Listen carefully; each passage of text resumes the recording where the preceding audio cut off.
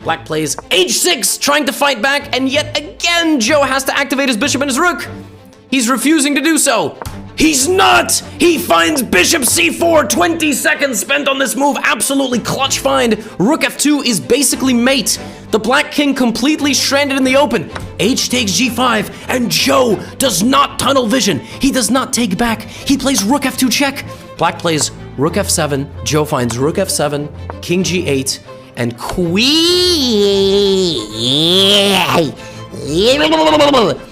Okay.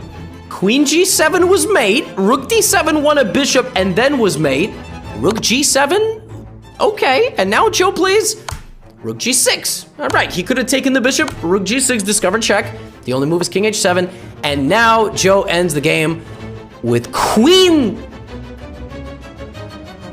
Okay. Joe respects the threat of the queen and plays d5. He blocks the queen's vision, but this is still mate. Now, Black's best hope here is to get the rook in the game, and he does. Joe, clutch again, finds bishop d3 check. Black's only king move is now moving up, and queen f6 leads to mate, rook g8 leads to mate in a few moves, and you win the rook. And in this position, finally, Joe finds rook 2. Rook takes g6. Bishop takes, king takes, and now he is, unfortunately, going to lose this game. Joe got a second breath of life. He played h5.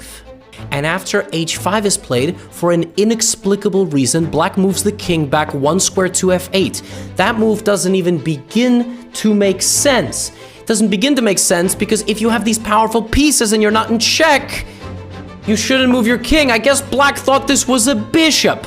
Black goes here. Joe continues pushing. And suddenly, Joe goes from losing to equal to winning because there is no way for Black to stop the pawns geometrically. The king goes to f7. And now, without even knowing it, Joseph played the best computer move.